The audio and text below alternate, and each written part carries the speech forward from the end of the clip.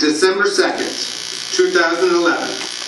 This is the CSE News Network's headline news with Hobab Shotgun. Now, with extensive commercial interruption.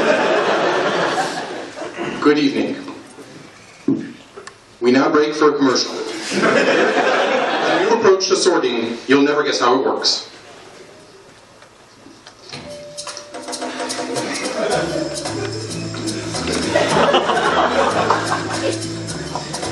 He powers his laptop on charm alone. His writing cannot be compressed. It contains no redundancy. Someone once showed him an undecidable problem. He decided it. When he visits Google, the other button says, "You are lucky." He is the most interesting computer scientist in the world. I do not always drink Diet Coke, but when I do, I prefer to buy from Shibab. Stay stocked, my friends. Welcome back. You may be familiar with the UCSD Triton Sort team, who swept the World Sorting Championships for 2 years straight using their advanced data processing infrastructure to dramatically improve data center efficiencies. However, Triton Sort team leader George Porter believes these records will swiftly fall to a completely new approach that he's developing in collaboration with fellow CSE research scientist Manuel Cebrian. Please welcome to the show Dr. George Porter.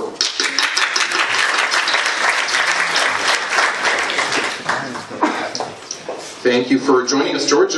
May I call you George? Yes, please, by all means.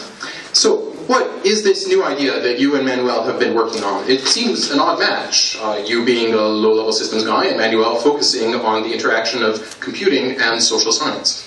Yes, absolutely. In fact, that's what makes this project so exciting. So, I think you might be familiar with Cebrian's work on the DARPA Red Balloon Challenge, the DARPA Shredding Challenge.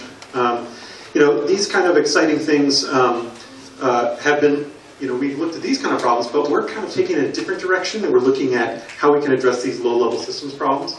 And in fact, we call this project crowdsorting. And I'm going to tell you the way crowdsorting works. It's very exciting. What we do is we enlist 2 people on the internet, actually many people on the internet, and we give them numbers.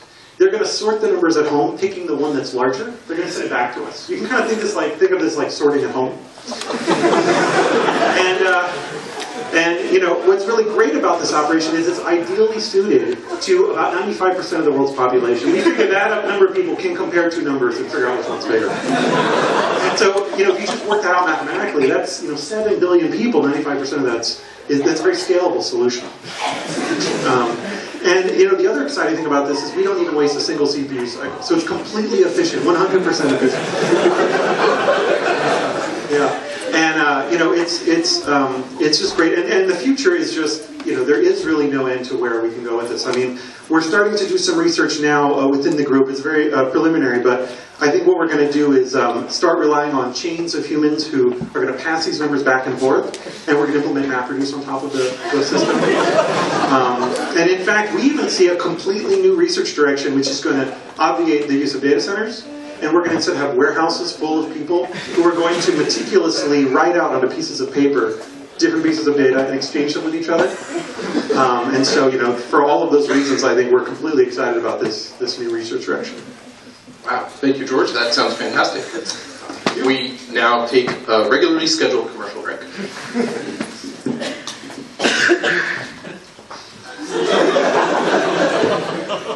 Hello, students. Advisor, look at me. Back at your advisor. Sadly, your advisor isn't me. But if you start making your tea and started funding it properly, he could advise you like that. Look at this. What's in my hand? A paper. Look again. Back at me. This is the paper you wrote. proceedings of the conference that you wanted to go to. Back in my hand. You see this? This is now your PhD. I forgot the rest of my life.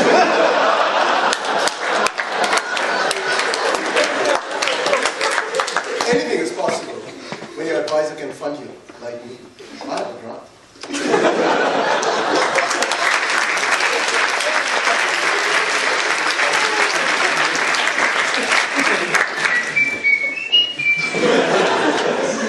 Welcome back to the show. Sources inform us that the affairs of Michael Taylor and Stephen Swanson are being reviewed by the CSE Jedi Council.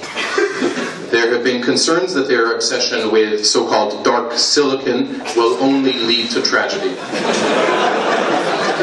Intelligence recently smuggled out of separatist hands by a green droid indicates that Swanson is building a gigantic onyx storage system whose true purpose is unclear, but witnesses in the Dagobah system report seeing huge flashes in the night sky.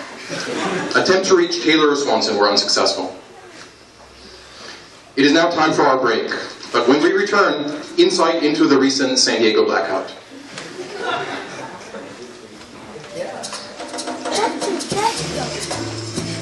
He knows which programming language is best. As a graduate student, he once received a fellowship. As a result, Middle-earth was saved.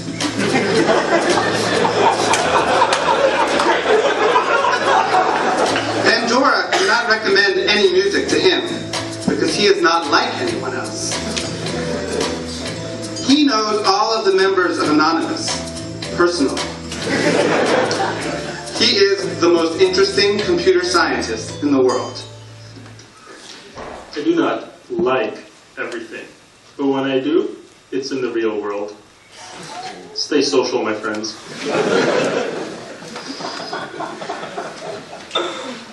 Welcome back. Several months ago, Southern California experienced a widespread power outage, blacking out much of San Diego County for many hours. While initial reports indicated the blackout resulted from a failure at the North Gila substation near Yuma, Arizona, we have recently learned otherwise. In a paper released earlier this week, Drs. Yuvraj Agarwal and Rajesh Gupta make it the startling claim that it was they who shut down the Southern California power grid, and they did it to save power.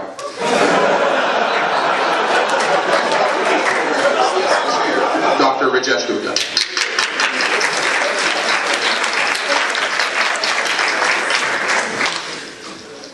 Dr. Gupta, welcome to the show. Rajesh, may I call you Rajesh? Can you explain for our audience the premise behind your new Sleep Cities paper? Oh, of course. Wow, it's very simple.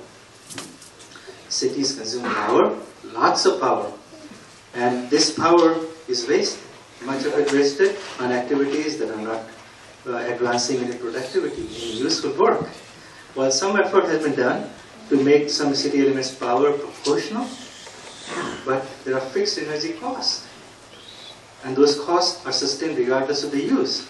For example, the street lights on Interstate 5 are powered at night, even when there is no traffic. A huge waste. These fixed costs add up, And in recent measurements, we demonstrated that San Diego consumes 10 gigawatts of power just on the weekends, when nothing is being done. Our hypothesis was that by simply suspending power to cities during periods of low productivity, substantial savings can be attained. We believe our recent September experiments validates that theory. Fascinating and very exciting, Rajesh. Where will you go from here? Are there plans to productize this technology? Well, there is still substantial work to be done. While our prototype demonstrates that suspending a city can be accomplished quickly and effectively, we still need to improve the latency for resuming the city from suspended state. We are also exploring the role of temporary proxy mechanisms like flashlights and hand crank generators that might allow us to extend the periods of suspension. With luck, we hope to have finished the holidays before the holidays, so San Diego residents can enjoy their vacations in the dark, knowing that are helping to keep our city at the forefront of energy independence. Dr. Rajesh Gupta, thank you very much.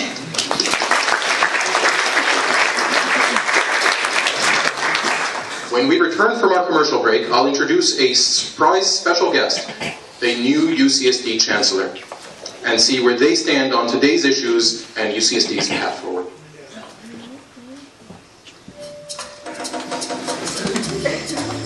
His startup companies always finish. Bill Gates once asked him, what would it take to make a successful portable music player? Unfortunately, this advice was ignored. His silicon is always bright and cheerful, never dark.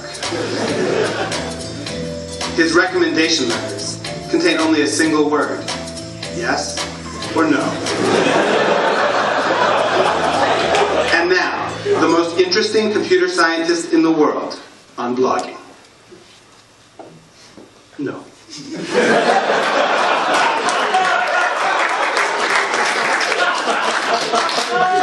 We're back. Recently, UC San Diego Chancellor Mary Ann Fox announced her intention to retire, and the university has formed a search committee to find her successor. This is a difficult time for the University of California system, with budget cuts, social unrest, and an epidemic of graduation. So many have wondered if UC San Diego could really attract the top candidate for this key position. Well, today we have the answer. While it is not yet official, we have word from our own David Wargo, part of the Chancellor Search Committee, that a top candidate has in fact been selected, none other than ex-Republican presidential candidate Herman Jane. We're told that Jane's decision to withdraw from the Republican race and join UCSD has nothing to do with ongoing scandals that engulfed his campaign. However, regardless of the reason, it is clearly a huge step up for UCSD that has in the past been plagued with chancellors without the depths of knowledge and analytic capability to fully address the challenges that face the university. Now, as a CSE Network News exclusive, we have landed the first interview with our new chancellor. Everyone, please welcome incoming UCSD Chancellor Herman Jane.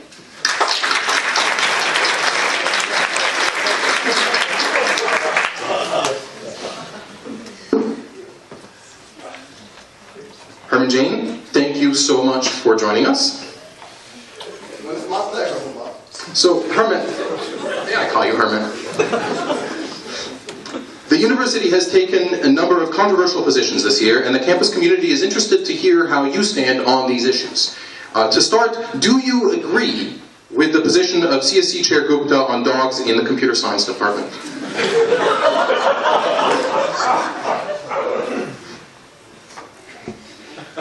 Computer science.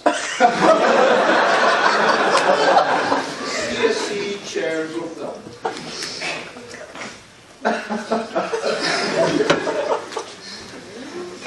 He supported the oppression of the dogs. He called for the removal of the dogs. I just want to make sure we're talking about the same thing. I agree or I don't agree. No, I do not agree with the way Chairman Gupta handled it for the following reason. No, that's another one. Please take a moment, sir. There's all kinds of things swirling around now.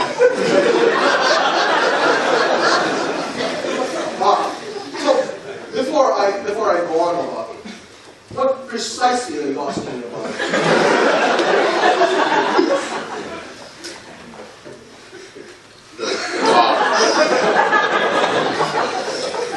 I know. All right. Here's what I would have done.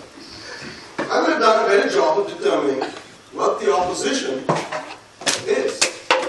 I believe this is information our intelligence agencies had, and I would have acted upon it. I would have made different decisions. Now, don't get me wrong. I'm absolutely against dogs killing people. Something that happened. There was no question about that. I was about many of the things they did.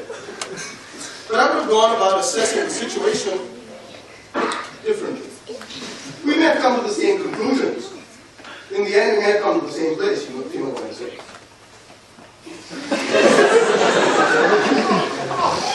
Okay, let's switch gears. Recently, there have been massive student uprisings at UC Berkeley and UC David that have ended in violence and electrified students, faculty, and staff and alumni. As the new chancellor of UCSD, will your policy on student protest be the same as the outgoing chancellor's? And how about on the use of force, such as pepper spray on university campus? That's a great question, Bob. I know exactly what I would have done. We would build a real fence. 20 feet high, with barbed wire, electrified. And with a sign on the other side that says, "This can kill you." You know, then get criticized. "Mr. Jane, that's offensive. That's insensitive." What do you mean insensitive? I'll tell you what's insensitive. Because when dogs come into the campus, that's our borders, they come and eat our food, they eat our pizza, they come and kill computer scientists, that's what insensitive. I'm not worried about being called insensitive to that dogs who are coming into UCSD. Thank you, Chancellor Jane. We can tell that our campus is in good hands. Next up.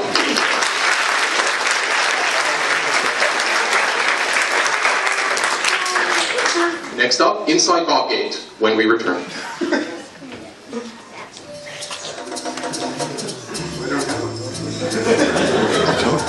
When he attends a workshop, people work. He is the 99%. He is also the 1%. If you look him up on Bing, Google crashes. As a graduate student, he asked his advisor, "What is it you do exactly?" He was graduated immediately. With honors. The most interesting computer scientist in the world. I do not always buy drugs online, but when I do, I prefer the Canadian pharmacy. Stay hard-working, my friends.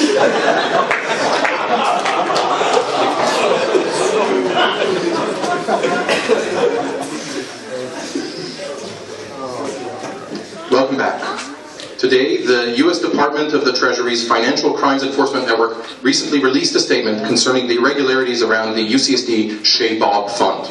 Investors had complained that in spite of depositing money with the Bank of Bob, that when they asked to withdraw a drink, they were given the runaround. In response to what is now being called Bobgate last month, FinCEN agents raided the graduate lounge, and after conducting a forensic audit, their report concludes, quote, "We are unable to completely account for the net present value of the structured assets in the Bank of Bob, or ascertain if they are sufficient to cover outstanding obligations, or if the fund's liquidity depends on the expectation of ongoing capital inflows."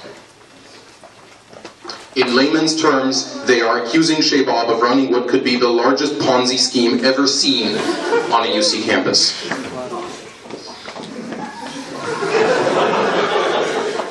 In fact, little is known about the secretive structure underlying the Bank of Bob, and investors are particularly concerned that the previous CEO of Shea Bob, one Michael Vrabel, has gone missing.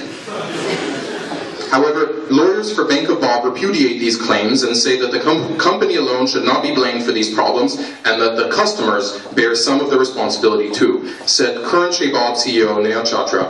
"Those who took out drinks on credit have a fundamental obligation to the bank, and we will be pursuing them to the fullest extent of the law," unquote.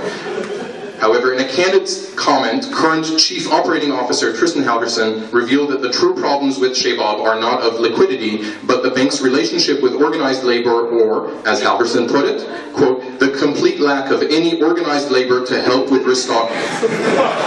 We'll be following this story closely as it evolves. We now break for a word from our sponsor, but we'll return with a look at the lighter side in our regular CSE lifestyle segment.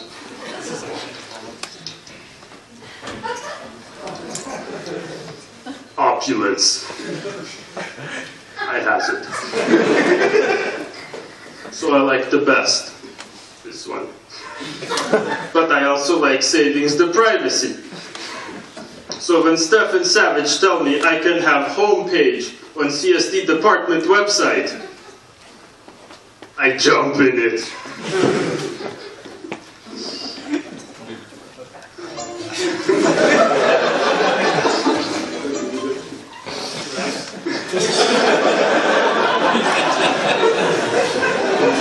We do our best.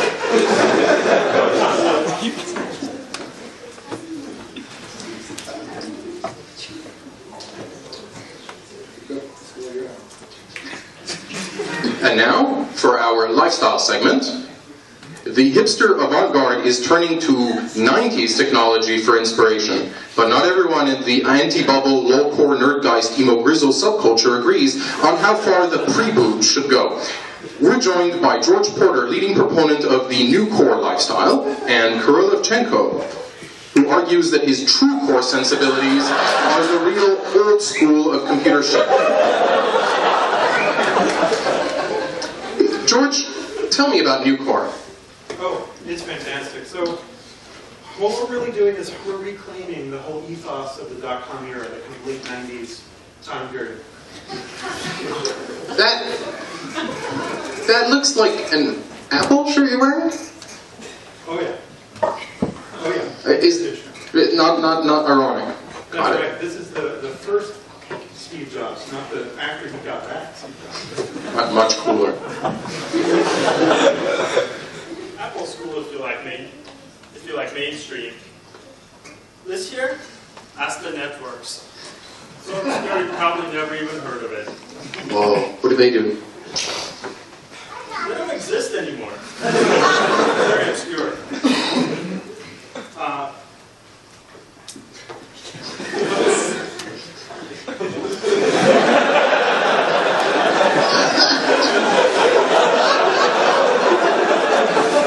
They used to have hundreds of employees and occupy 2 floors in the downtown Seattle office, formerly used by Amazon.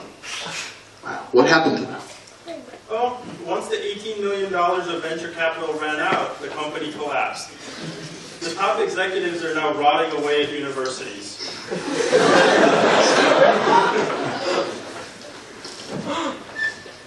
I also have something else which I'm not wearing right now because it's so vintage I can't actually bring it out. It's a control data lab coat with authentic teleprinter grease stains on it. Can't bring it out though. That is vintage. So, can you tell us about the PDA that you're holding? Yes. Oh yeah. This is actually a first generation Apple Newton message pad. This is the only device that I will update my blog with. That's first generation. The first generation was notorious for terrible handwriting recognition. Oh yeah, it's got a really gritty, kind of lo-fi, almost analog feel to it. Can you show us how that works? Oh yeah, sure. I think it's actually project on the screen.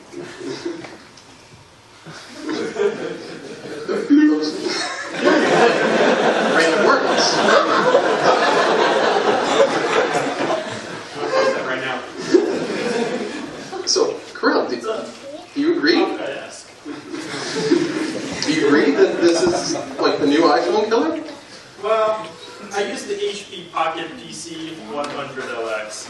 1 megabyte of RAM and 5 kilobits per second. Park tab wireless infrared network interface with built-in Lotus notes. Update the calendar.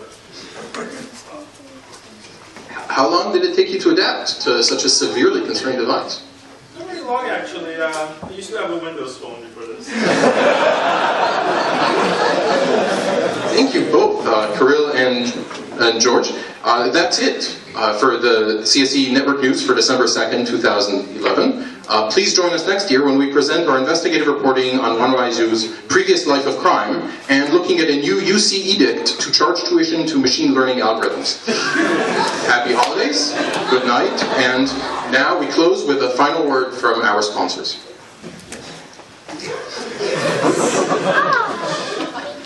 Hello, students. How are you?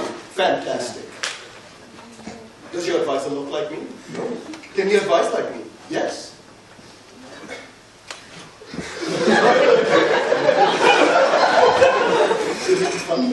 I don't know. Do you like the smell of food? Do you want an advisor who can fund you can give you an iPad, can give you a cluster, can seat you in your dream office that he funded with money he raised with his own hands? Of course you do. Should those students, should your advisor fund you in my Bible? You don't.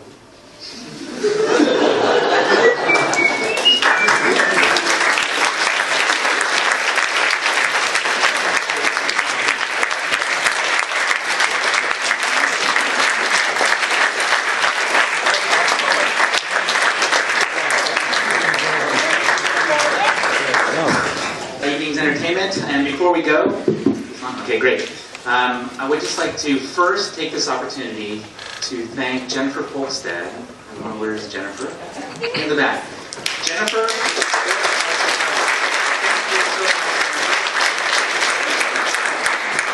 And I'd like to thank all of the students, the staff, and the faculty who put in all of this creative energy for this gift. Thank you very much, you guys.